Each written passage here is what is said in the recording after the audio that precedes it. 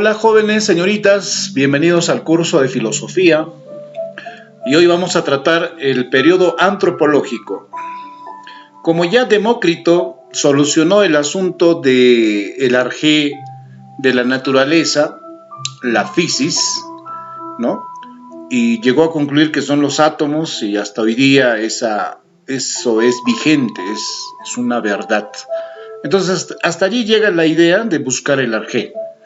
Y ahora el grupo de filósofos, se interesa más en descubrir ahora el origen del hombre y para qué está el hombre. Entonces, ese periodo se llama el periodo antropológico.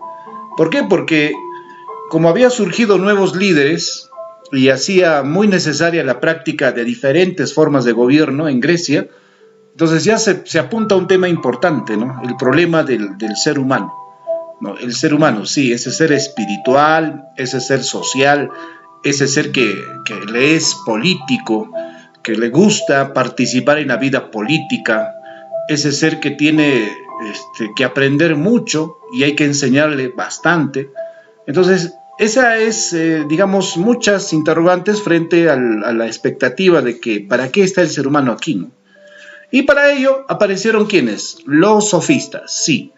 Los sofistas eran un grupo de élite de la filosofía que eran expertos en el arte de la retórica, eran hábiles en la interpretación y el debate. Entonces los sofistas eran pues maestros. Y estos maestros, su trabajo era enseñar, pero no enseñaban a todos, pues. Los sofistas enseñaban a quienes poseían el dinero suficiente para pagarles. Es decir, los sofistas eran maestros que exigían un pago y a cambio del pago podían enseñar materias básicas como es gramática, retórica, debate, en fin, ¿no? Eso fue la idea. Y uno de los más preclaros sofistas, sin duda alguna, fue Protágoras. Protágoras fue el más importante de los sofistas griegos, nacido en Abdera. Luego que vivió en Atenas, ¿no? Y fue amigo de gobernantes, tuvo gran fama como maestro y filósofo. Protágoras fue el primero en llamarse a sí mismo sofista y en enseñar a cambio de dinero. Enseñó gramática, retórica e interpretación de la poesía. Entonces, era normal, pues, ¿no? Tú sabes algo y por eso es tu oficio, tienes que ganar dinero. Y Protágoras hacía eso, ¿no? A cambio de su sabiduría, pedía un pago.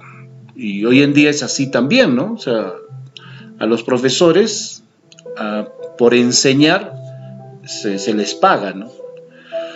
Ahora, que se les pague bien o mal ya es un tema discutible, pero se les paga. Entonces, ¿somos sofistas nosotros? Por supuesto, somos sofistas.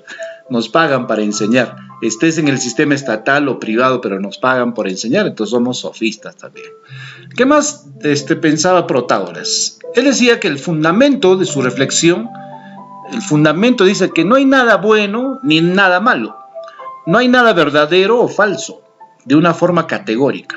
Y que cada persona es, por tanto, su propia autoridad última. Es un tipo dualista, Protágoras, ¿no? Dualista, es decir, acepta esto y también acepta lo otro, ¿no? Dice, no hay nada verdadero ni falso, no hay nada bueno ni malo, sino que cada persona es su autoridad, ¿no? Cada persona es lo que decía Nietzsche en el siglo moderno de la filosofía, ¿no? Más allá del bien y del mal, veamos dónde estamos. Entonces, más o menos la idea de Protágoras es esa, ¿no? Y una frase contundente de Protágoras es la siguiente, ¿no? Su frase dice, esta creencia de que cada uno es su autoridad última, esta creencia, dice, se resume en su frase, ¿no? El hombre es la medida de todas las cosas. ¿Qué les parece? Que cada uno somos relativos, que somos medida de las cosas, que nos exigimos de acuerdo a la situación, que nos adaptamos. Y para eso es importante la relatividad. O sea, cuando tú aceptas que nada es estable, cuando tú crees de que nada es absoluto, entonces la relatividad te domina, el cambio permanente. Y eso ha hecho que el hombre avance, que haya genios como Hawkins, como Newton, como Einstein, genios en el ámbito de la guerra, de la política, Bolívar, San Martín, Napoleón, Hitler, ¿no? O sea, haya genios, ¿por qué? Porque el hombre es la medida, dice, de todas las cosas. El hombre es la medida de su tiempo, de la exigencia que le pusieron en ese momento. Y hoy en día también hay nuevas exigencias. ¿Y quiénes van a pasar esta pandemia? ¿Quiénes van a sobrevivir esta pandemia? Justamente los que están hechos para estas cosas, los que han sido formados para estas cosas, los que resisten, ¿no? Entonces, Protágoras tiene una gran verdad. El hombre es la medida de todas las cosas y es lo que somos, ¿no? Y también aumentale otras ideas, como por ejemplo, sobre cualquier cuestión hay dos argumentos opuestos entre sí. Es decir, que todo elemento en la naturaleza tiene su contrario. Que todo elemento siempre va a haber asuntos a favor y asuntos en contra. Que no esperes que todo el mundo esté de acuerdo contigo, que siempre hay gente que va a estar contrario a tus puntos de vista. Eso es aceptable dentro de un mundo cuya relatividad es permanente. ¿Qué más decía Protágoras? Si llego a vencer, es preciso que me pagues por haber vencido, dice. Si vences tú, por haber vencido tú, ¿no? Le reconoce el carácter de superioridad a ciertas personas. Claro, hay seres humanos que son superiores a ti y otros seres humanos que son inferiores a ti. Eso es un asunto relativo y que siempre se va a ver en tu vida. Protágoras nos decía que cuando un discípulo ha aprendido conmigo, si quiere, me entrega el dinero que yo estipulo. Y si no, se presenta en un templo y después de jurar que cree que las enseñanzas valen tanto, allí lo deposita. Aquí tiene su carácter, digamos, más contrario lo que significa Protágoras, ¿no? Como una especie de desprecio, ¿no? Mira, si me vas a pagar, págame, pero conscientemente, porque sabes que te he enseñado. Y si no, pues pasa nomás y continúa, ¿no? Si crees tú que no has aprendido nada. Pero bueno, pues, todos aprendemos de todos. Yo aprendo de ustedes. Ustedes aprenden de otros. Y así, todos nos enseñamos. Claro, todos. O sea, Protágoras más o menos es un sofista que nos expone la idea importante de que es enseñar a otros. Pero que esos otros tiene que costarle, pues. No tiene que ser gratis. Lo gratis hace daño, dice Protágoras, ¿no? Entonces, eso fueron los sofistas, cuyo Protágoras es el máximo representante. Hay otros sofistas, ¿no? Anaxágoras, Gorgias, grandes sofistas, pero nos estamos limitando solamente a repasar y a estudiar a Protágoras. ¿Por qué? Porque después viene otro, sí, y que le malogre el negocio a todos los sofistas, sí. Viene otro y que genera una idea antropológica, filosófica muy distinta. ¿Quién es? Sócrates, así es. ¿Quién es Sócrates? Tanto rollo de Sócrates, ¿no? Siempre se ha hablado de edad presocrática, los presocráticos, en fin. Sócrates es una de las personalidades más interesantes e inquietantes de toda la historia griega. Sí, vivió con los sofistas, pero se diferenció de ellos porque no cobraba por enseñar. ¿Qué les parece? Sócrates no cobra por enseñar. Él vivió con los sofistas, aprendió de los sofistas, pero se diferencia de ellos porque no cobra por enseñar. Yo te digo, ¿cómo se les llama a aquellos que no cobran por curar, por tratar, por enseñar, por hacer? ¿Cómo se llama? Claro, o sea, cuando tú no cobras, pues, eres un comunista, claro, un socialista, claro, porque no cobras, pues, por lo que tú eres, por lo que tú haces, no cobras. Entonces Sócrates era una especie de socialista de esos tiempos, ¿no? Una especie de filósofo que decía, ¿por qué tengo que cobrar? Si lo que yo sé, puedo darlo sin ganancia. Claro, en el fondo también un idealismo puro del de Sócrates, ¿no? ¿Cómo que no voy a cobrar por enseñar? A ver, te pregunto, tú estudias 5 años, te esfuerzas y luego das gratis todo eso. ¿Estás de acuerdo? O sea, todo lo que has estudiado. No, profesor, yo estudio para ganar dinero, para sostener a mi familia, crecer yo. Sí, pues, pero imagínate la idea de Sócrates, ¿no? Sócrates decía de que lo que yo sé, se los doy sin cobrar. Es una idea muy revolucionaria para su tiempo, donde todo el mundo de su tiempo, ¿qué cosa? Como Protágoras decía, no, yo tengo qué cosa, que enseñar a cambio de dinero, yo tengo que hacer ingeniería a cambio de dinero, hacer medicina a cambio de dinero, hacer negocios a cambio de dinero. En cambio, Sócrates viene y plantea otra cosa. ¿Qué dice? ¿No? Se diferenció de ellos, ¿por qué? Porque no cobraba por enseñar. Y ya tú sabes cómo se les dice a aquellos que no cobran, pues, por enseñar, ¿cierto? Bien, y averiguamos más de la vida de Sócrates. Sócrates es hijo de un escultor llamado Sofronisco y de una partera llamada Fenareta. Entonces, Sócrates es hijo de un albañil, un ingeniero civil en ese tiempo, y hijo de una obstetra, ¿no? De una partera conocida en ese tiempo. Sócrates, para enseñar, utilizó como método el diálogo, sí, a través de preguntas que le hacía al discípulo, lo ponía en aprietos, haciendo evidente su ignorancia, ¿sí? Ese es el método socrático, tan clásico en él. A partir de eso lograba que éste llegara a descubrir por sí mismo la verdad, ¿sí? A este sistema le llamaba la mayéutica, ¿sí? Sócrates se hacía al no saber y preguntaba a su interlocutor, su método, ¿no? Su sistema de enseñanza, de hacer llegar su verdad, ¿no? Mediante las preguntas, mediante el diálogo, de manera personal, se llamaba la mayéutica. Eso es el método socrático, la mayéutica. Ahora bien, para llegar a ser la mayéutica, Sócrates era importante ¿qué cosa? ¿No? Decirlo de manera clara. Él, por la influencia de la profesión de su madre, que era partera, así como ella ayudaba al alumbramiento de los cuerpos, él era partero de las almas, dice, a las cuales ayuda a alumbrar la verdad. Por eso Sócrates decía, ¿no? Yo hago parir la verdad. Hacía un símil de la actividad de su madre que ayudaba a parir a las mujeres. Sócrates decía, yo ayudo a parir la verdad en los hombres, en las mujeres, mediante preguntas. ¿Mediante qué? Mediante la mayéutica, De esa manera, Sócrates ayudaba, dice, a que la gente pueda conocer la verdad. Sí, la verdad.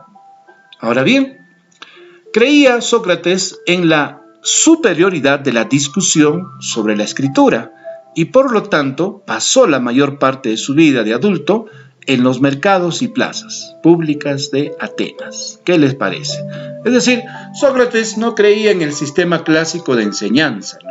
O sea, te meto a un aula y allí me escuchas, preguntas, te enseño. No. Sócrates no era de eso. Sócrates despreciaba el sistema escolar.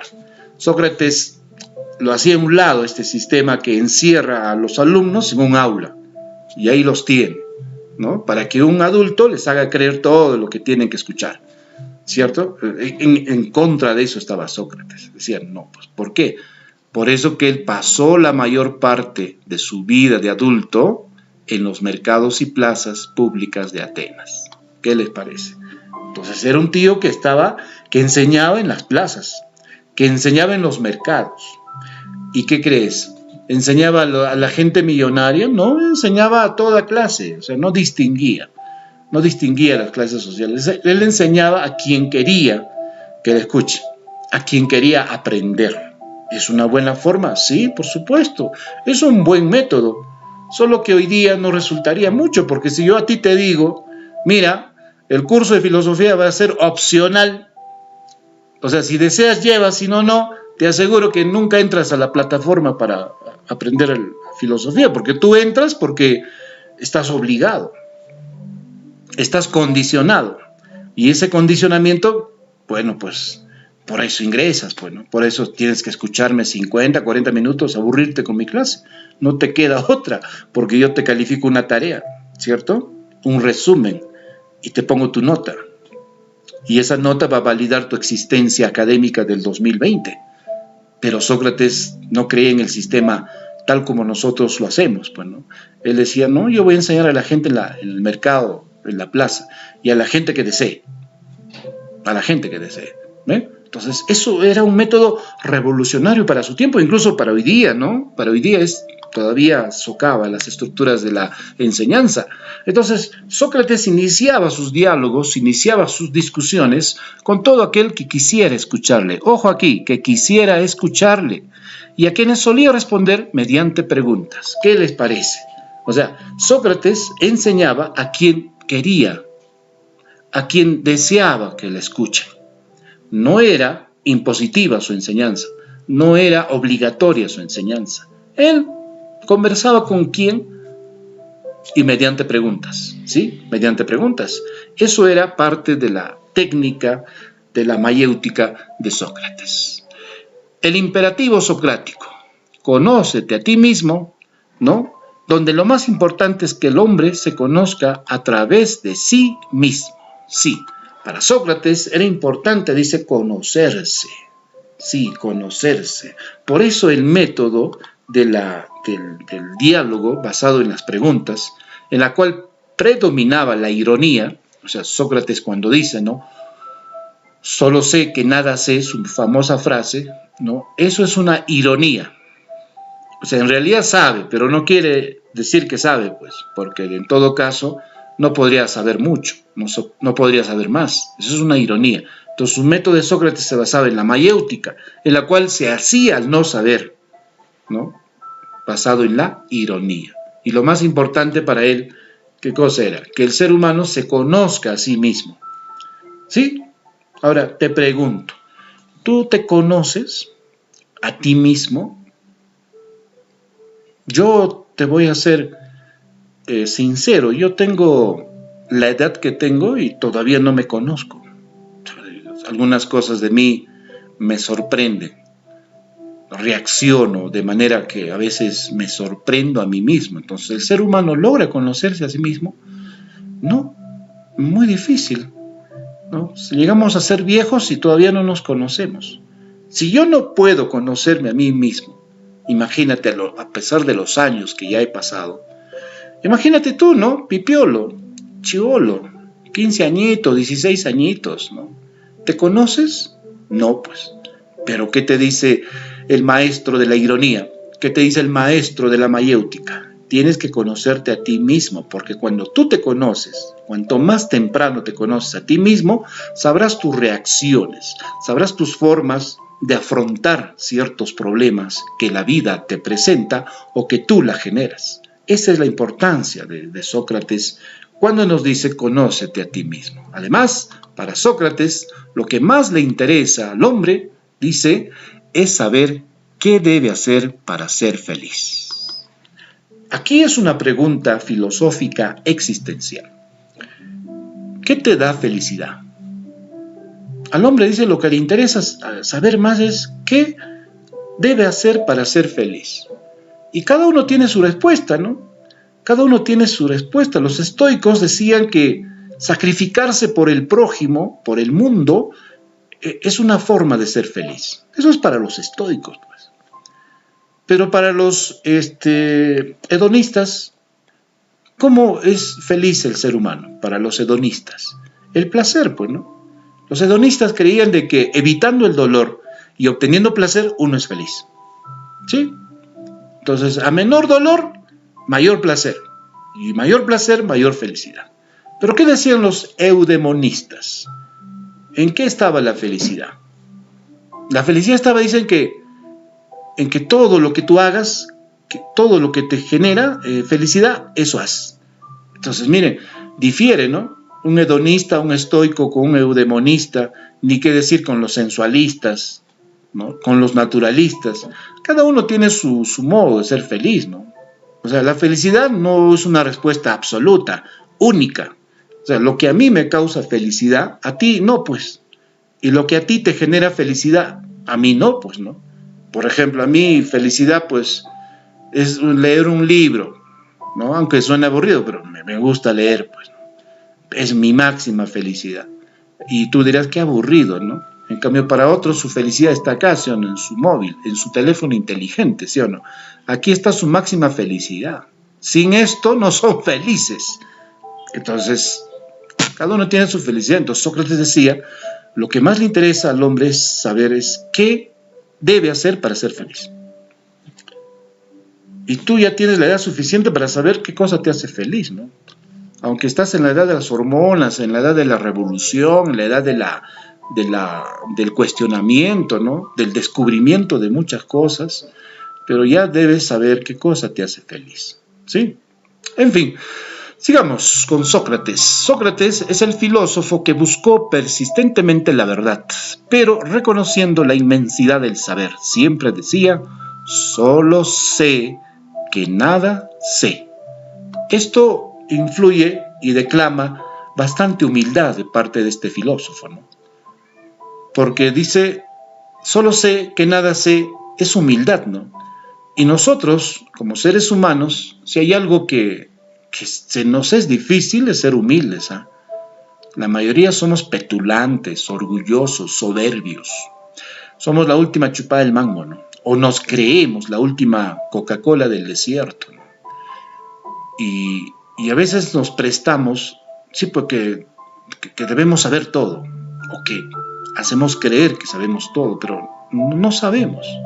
Entonces, el solo sé que nada sé es humildad. Y cuando tú mantengas en tu vida, en toda área, decir solo sé que nada sé, te va a ayudar bastante. Porque eso te va a permitir que otros te enseñen. Y si otros te enseñan, tú pues tienes que captar lo mejor de sus enseñanzas, claro. Sócrates fue obediente con las leyes de Atenas, pero en general evitaba la política. Evitaba la política contenido por lo que él llamaba una advertencia divina. Sí, pues, ¿no? Hoy en día la juventud casi no quiere entrar a política, ¿no? Y Sócrates evitaba la política porque le asqueaba la política. Sócrates consideraba que eso de gobernar a seres humanos es algo imposible, ¿no? Porque los seres humanos ni ellos se gobiernan, peor pues un gobierno para ellos, es muy difícil. Sócrates también creía que el ciudadano, aquel que vivía en ciudad, no era digno de vivir en ciudad, ¿no? Porque se comportaba como un animal. Y hasta ahora, ¿no? Es lo mismo, ¿no? Tanta advertencia, tanto dicho de que no hagan esto, hagan lo otro, para que no se contagien, pero al ciudadano no le importa. Entonces, lo mismo que ahora es casi siempre. Y quien se atreve a administrar ciudadanos mediante la política es un arte difícil, ¿no? Aparte que es corrupto, dice, ¿no? Que es corrupto. Por eso evitaba Sócrates la política, porque lo llamaba una advertencia divina, claro. Él era idealista, ¿no?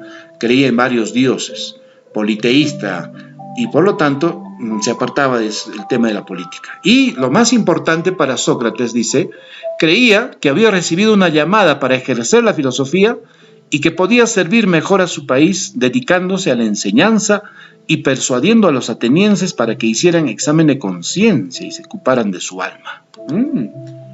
¿Qué les parece? Un gran tipo, porque él creía que podía servir mejor a su patria siendo filósofo y enseñando a la clase pobre, enseñando a la clase media, enseñando a la clase de extrema pobreza, sin cobrarles nada. Sí, y Sócrates pues hacía eso, no cobraba y servía a su país enseñando a los más pobres de su país, de su estado, a que puedan desarrollarse mejor, ¿no? Con las enseñanzas de este filósofo. Entonces, esa es una buena idea, ¿no? Entonces, aquí responde a un tema que yo te digo, ¿no? Tú cuando vas a elegir una profesión, ¿lo haces por servicio a tu patria o lo haces por servicio a ti, para ganar dinero? Entonces, si tú dices, no, lo hago para ganar dinero, no, pues no sigues las ideas de Sócrates, no eres un idealista, no, eres un pragmático, utilitarista, ¿no? Alguien que busca ganar, y es lo justo, es tu forma de pensar y está bien, ¿no? Se respeta. Sócrates no escribió ningún libro, ni tampoco fundó una escuela regular de filosofía. Lo que sabemos de él, gracias a Platón, su discípulo, y gracias a Aristóteles, ¿no?, que siguió también parte de las enseñanzas de su maestro de Platón. Por eso no tenemos muchos escritos de Sócrates. Lo que sabemos de él es por sus escritos de Platón, en la cual relata toda la vida de su maestro, Sócrates. Por su oposición al pensamiento de los sofistas y su actitud desinteresada ante la educación, se ganó muchos enemigos y por lo tanto muchas envidias. Claro pues, y le malogró el negocio a los sofistas. ¿Y qué crees tú? ¿Que los sofistas estuvieron felices con lo que hacía Sócrates? No, les tumbó el negocio, y el negocio de los sofistas era pues abundante, porque Sócrates enseñaba bien, se hacía comprender, no como yo, que a veces entro en contrariedad, o a veces entro en vacíos, ¿no? Sócrates enseñaba bien, el tío era muy querido, muy apreciado. ¿Por qué? Porque les alumbraba la verdad, porque para Sócrates la verdad estaba en el corazón del hombre, en el alma del hombre, ¿sí? El arjé estaba dentro, la verdad no estaba en el agua, no estaba en el aire, no estaba en la partícula, la verdad está en uno mismo, decía Sócrates, y yo le ayudo a parir la verdad. Entonces la gente se quedaba sorprendida, los jóvenes aprendían mucho de Sócrates, porque si tú conversases con Sócrates te diría, pues hey muchacho, ¿para qué haces todo lo que haces? ¿Qué sentido tiene todo lo que haces? ¿No? ¿Y qué carrera vas a estudiar? ¿Y para qué vas a estudiar? ¿Por qué vas a estudiar? El tío te hacía llegar a la reflexión y luego ¡pum!, te daba la idea de la verdad. Pero no te decía, pues él su verdad, no, sino que hacía parir tu idea, ¿no? Tu verdad, ¿no? Tu verdad, y eso era lo que tenías que hacer. Por eso se ganó enemigos, pues, le malogró el negocio a los sofistas. ¿Y qué crees que hicieron los sofistas? Se quedaron tranquilos. Ah, qué bien Sócrates andando por ahí, ¿no? No, le acusaron, sí, le acusaron a Sócrates, claro. Le acusaron a Sócrates ¿de qué? De corrupción a la juventud, ¿no? Sí, le acusaron de corrupción, de inmoralidad, y fue encarcelado en esta prisión. Claro, esto ya pasó muchísimos siglos, pero todavía está ahí en Grecia, y lo encarcelan a Sócrates y pues 500 jueces ven su juicio, 500 jueces, y lo acusan de inmoral, lo acusan de pervertir a la juventud, y lo acusan de no respetar a los dioses griegos. De eso le acusan a Sócrates. Y otras acusaciones, ¿no? Y 500 jueces ven su caso. 500, imagínate, 500 jueces viendo su caso de Sócrates. Y al final, pues, sus amigos, ¿no? Hubo una sentencia. ¿Cuál fue la sentencia? Que beba la cicuta. ¿Qué es la cicuta? Es un veneno de serpiente. Y Sócrates tenía que beber. Y pues sus amigos quisieron, ¿qué cosa? Quisieron salvarlo a Sócrates, hicieron toda una colecta, una protesta, y Sócrates no aceptó. El rey mismo lo quiso indultar, y Sócrates no aceptó, porque él dijo, si yo voy a morir por mi verdad, pues voy a morir. Suena dogmático, ¿no? O sea, yo muero en mi verdad. Claro, es dogmatismo, pues, ¿no? Es la idea del maestro, ¿no? Dogmático. Pues. Y verdad, pues no aceptó ninguna ayuda, ¿no? ¿Y qué pasó? Por sus acusaciones de impiedad y condenado a quitarse la vida tomando cicuta, fue también acusado de ateísmo y corrupción de la juventud ateniense. Ojo aquí en la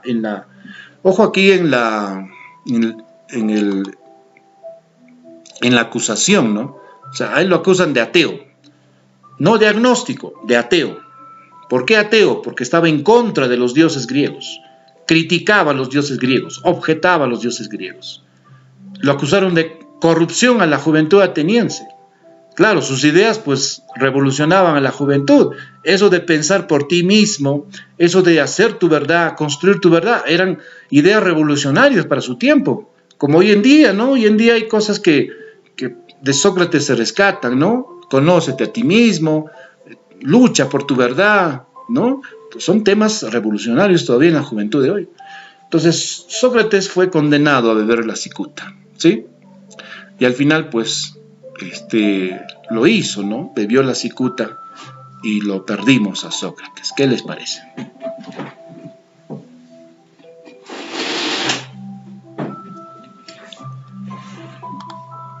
Y pues, al final, bebió la cicuta Sócrates, y antes de beber la cicuta llamó a uno de sus discípulos, le dijo, mira, ven. Y el discípulo, emocionado porque el maestro lo llamaba, dijo, sí, maestro, dígame, ¿qué desea? Bueno, hijo, ¿sabes qué? Yo le debo un gallo a Asclepio. El gallo para los griegos era algo importante, ¿no? Y ¿sabes qué? Como yo voy a morir, no puedo ir en Asclepio, vas a ir tú a la casa y le devuelves su gallo a Asclepio. Y le dices, toma Asclepio, Sócrates no puede venir, toma el gallo que te debe. O sea, el tipo moral y correcto hasta el último. ¿Cuánta gente se muere debiendo a mucha gente? Sócrates no. Si le debía algo a alguien, mandó a que le devuelvan. Eso fue Sócrates. Ahora, ¿es un tipo grande? Por supuesto, porque las ideas que generó, ¿no? El sistema de educación que impulsó fue distinto, ¿no? Repasemos algunas de sus frases más famosas.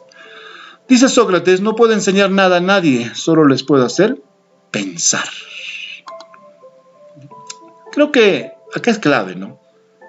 Nosotros los maestros no podemos imponerte nuestras ideas. No es tarea nuestra, ¿no? Tarea nuestra de nosotros es enseñarte a que tú pienses por ti mismo. Eso se llama la capacidad de crítica que tú puedas tener, de autocrítica que te puedas hacer, ¿no? Que tú puedas pensar por ti mismo. Ese es el objetivo final de la educación, que tú puedas tener las alas para volar, ¿no? O sea, que no imites las ideas de otros. Al contrario, supera las ideas de otros. O sea, piensa por ti mismo. Esa es la idea de Sócrates. No puedo enseñar nada a nadie, solo puedo hacerles pensar. ¿Ven? Es una máxima importante. ¿Quién capitulará más pronto? ¿El que necesita las cosas difíciles o quién se sirve de lo que buenamente pueda hallar? Esto sí es un dicho, pero fascinante, ¿eh? ¿Quién se rendirá? Capitular significa rendirse. ¿Quién se rendirá más pronto? ¿El que necesita las cosas difíciles o quien se sirve de lo que buenamente pueda hallar? Es decir, ¿qué joven o señorita que me está escuchando, que me está viendo, será un exitoso, será una exitosa? ¿Quién? ¿Quién hoy día tiene las cosas fáciles o quien se las pone las cosas difíciles? ¿Quién cree? La respuesta es clara. Aquellos que tienen las cosas difíciles, esos son los que van a lograr éxito. ¿Sí? ¿Quiénes van a ser los que van a triunfar ya en el camino de la vida? A quienes nosotros, los maestros, les exigimos, pues, que hagan esto, que hagan el otro, que se esfuercen. Sí, pues. Y esos jóvenes que se esfuercen, esas señoritas que hacen bien las cosas, que hacen de manera excelente todo lo que puedan generar, esos son los triunfadores, pues, futuros. ¿Tú qué crees? Que el que hace como sea la tarea, el que hace lo que sea, ¿no? Para cumplir, ese va a ser, él la hace fácil, pues. Y eso no espero mucho de esa persona, no espero mucho. Claro, le pongo su 20 para que no se llore y punto, ¿no? Pero realmente sobresaldrá en el futuro, muy difícil, ¿no? Y acá entra un tema muy delicado, pues, ¿no? ¿Cómo los padres, tus padres, te tratan a ti? ¿Te exigen o no? ¿Te exigen o no? O sea, si tu padre y tu madre te exigen, está bien. Pero si tu padre y tu madre te hacen las cosas fáciles, no. Y a esta edad hay algunas cosas que tú ya debes hacer, ¿eh? A esta edad, lavar tu ropa, cocinar, ¿no? Tender tu cama, arreglar tu habitación, hacer tus tareas. No es necesario que te recuerden, ¿no? Haz tus tareas. No, tú ya tienes un horario. ¿no? Enseñar porque, o sea, tú educarte, ya, o sea, la vida, aquel que se la plantea difícil, en el futuro se va a pasear, pero aquellos que hoy día la tienen fácil, que tienen toda disposición y no valoran lo que tienen, en el futuro les va a chocar, así que esfuérzate, esfuérzate. Esta frase es realmente muy buena, muy útil. ¿Qué más? Los jóvenes de hoy en día, dice, son unos tiranos, dice Sócrates. Contradicen a sus padres, devoran su comida y le faltan el respeto a sus maestros. Ah, su madre. O sea, el relajo no ha sido solamente de esta época, ¿no? Sócrates era maestro. Y en ese tiempo también, pues, mira cómo se comportaban sus alumnos, ¿no? ¿Ve? Dice, contradicen a sus padres, los jóvenes de hoy. Sí, pues todos contradicen. No estás de acuerdo con tu viejo, con tu vieja lo que dicen. ¿Sí o no? No estás de acuerdo con todo, ¿no? Y te rebelas. ¿Qué más? Tragas, no comes, ¿no? Tragas. Devorar es tragar. Jap, jap, jap, jap, listo. Y lo peor, le faltas el respeto a muchos maestros. Ah, eso es... No. O sea, yo no soportaría a alguien que falte el respeto. No. Le puedo entender algunas cosas, puedo entender su juventud, su picardía, su rebeldía en algunos aspectos, pero faltarle el respeto a un maestro, a una maestra, no es lo más grave que puedes hacer, no, nunca. Y hay chicos, chicas que dicen, no, fue una bromita, no, acá no hay bromas, acá el asunto es bien estricto. Una cosa es que tú puedas conversar, que puedas tú llegar a ciertas picardías, ¿no? Pero faltarle el respeto, no, eso no. Y Sócrates se quejaba de eso también, ¿por qué? Porque era humano, pues, y era maestro. Y los maestros somos humanos, pues en algún momento perdemos la paciencia. Y bueno, pues todo nos falla. ¿Qué más? Solo sé que no sé nada, y esto cabalmente me distingue de los demás filósofos que creen saberlo todo. Qué humilde el maestro, ¿no? Esto le distingue, sí, pues porque los sofistas, Protágoras, Anaxágoras, Gorgias, eran pues los iluminados de ese tiempo, ¿no? Como hoy en día también hay muchos iluminados que se creen saber todo, y no, pues no, Sócrates reconocía de que solo sé que no sé nada, ¿no? Y esto me distingue de los demás, que creen saberlo todo. Esa es una figura clave dentro de la historia de la filosofía del periodo antropológico que inicia con los sofistas, con mi máximo representante Protágoras, y que comienza también con Sócrates, ¿no? Una idea de oposición a los sofistas, una idea realmente que sembró mucha discordancia en su tiempo y que nos permite tener una clara visión de la filosofía en su periodo antropológico. Muy bien, vamos a evaluar lo aprendido, ¿sí? A ver, vamos a las preguntas, ¿sí? Te lanzo la primera pregunta. Cobraban para enseñar y eran expertos en la retórica, debate y persuasión. ¿Quiénes eran estos? Los profesores del colegio. Puede ser, ¿no? Pero no está en la opción. Los monoteístas, los dualistas, los sofistas, los carismáticos, los empáticos. ¿A quiénes cobraban para enseñar? Muy bien, los sofistas, ¿no? Eran maestros, muy diestros en el arte de la retórica, el debate, la gramática, en fin. Sigamos con las preguntas. El hombre es la medida de todas las cosas. Esta frase, ¿a quién pertenece? Plinio, Confucio, Fouché, Protágoras, Comte. ¿A quién pertenece esta frase? El hombre es la medida de todas las cosas.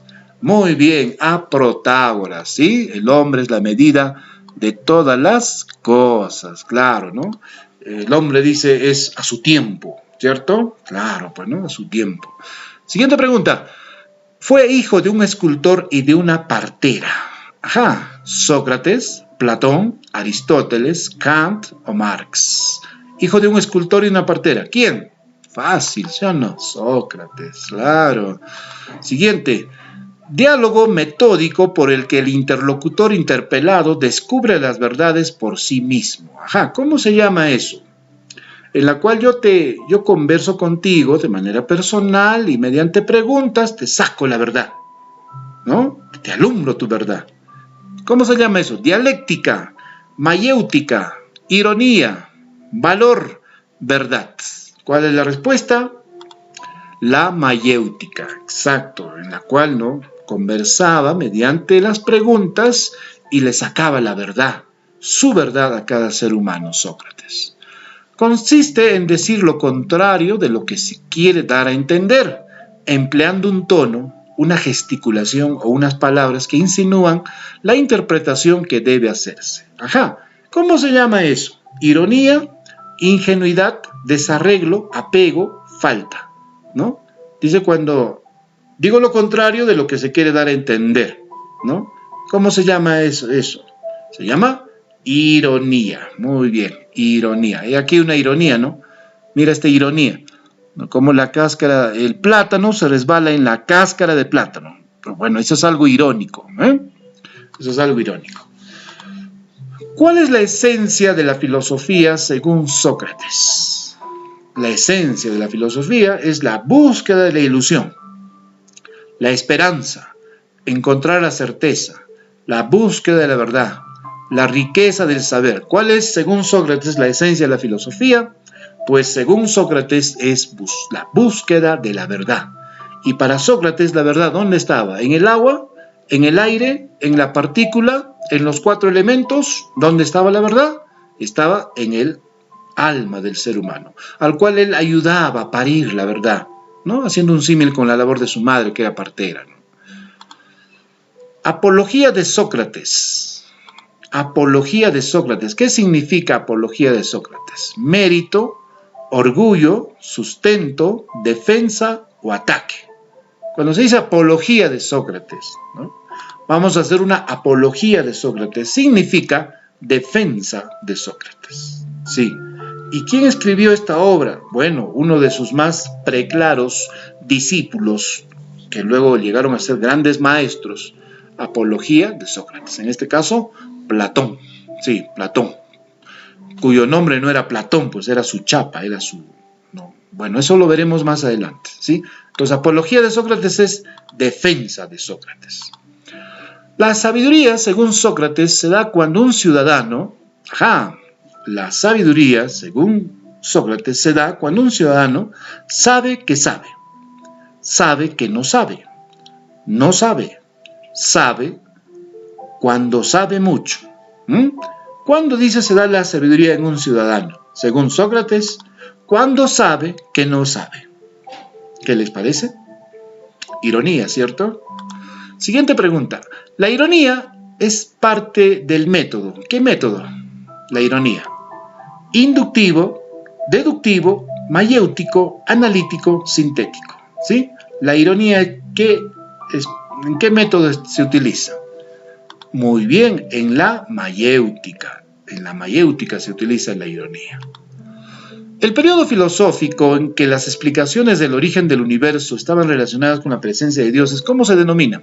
Sí, ese periodo, ¿no? En la cual se cree que los dioses originaron el universo. Patrística, escolástica, mitológica, cosmológica o antropológica. ¿No? Cuando le daban la idea de que los dioses habían creado todo. Entonces, ¿cómo se llama ese periodo? Se llama el periodo mitológico, ¿sí? Una pregunta de temas anteriores para refrescarles. Una de las características principales de los sofistas, ¿cuál era? Los sofistas, dice, amaban la sabiduría, ¿no? El amor a la sabiduría. Su relativismo y apego a la retórica. Enseñar sin esperar nada a cambio. Buscar la verdad absoluta. La mayéutica. Bueno, como verás, los sofistas, enseñar sin esperar nada a cambio. No, los sofistas todo era money, ¿no? Tú le pagabas y te enseñaban. La mayéutica pertenece a Sócrates, así que no es esta. Entonces, ¿cuál es la característica principal de un sofista? ¿Amaba la sabiduría? No, pero sí era su relativismo y apego a la retórica, ¿no? Eso era, digamos, el gran aporte de los sofistas, la idea relativa. En cambio, Sócrates era dogmático, ¿no? Entonces, el relativismo fue un gran aporte de los sofistas, y hasta hoy día es válido el relativismo de los sofistas. Y su apego a la retórica, es decir, ellos eran expertos en el arte de hablar en público, y de hablar también de persona a persona, te convencían, ¿no? Te convencían los sofistas de algo. Bien, vamos a la tarea de esta ocasión, ¿sí? Te explico. Resume la clase de hoy del video visto en 10 líneas mínimo, ¿sí? Entonces vas a resumir la clase, es decir, todo lo que estás viendo debiste haber resumido. Y si no, pues nuevamente vuelve a ver el video, ¿sí? En 10 líneas, ¿ya? En 10 líneas. Y luego sustente las respuestas de las preguntas realizadas en el video de la clase de hoy. Mínimo 2 líneas por respuesta. O sea, de esta pregunta, por ejemplo, su respuesta es esta. Entonces tú me vas a sustentar en 2 líneas el por qué. El por qué es esa la respuesta, ¿sí? Muy bien. Gracias, será hasta la próxima. No te olvides a cuidarse, a protegerse, a lavarse las manos, ¿sí? A no salir. Hay que cuidarse, son épocas de pandemia y tenemos que cuidar a la familia, cuidarnos a nosotros. Espero verlos pronto y que puedan estar bien. Es mi deseo siempre de cada día. Hasta la próxima.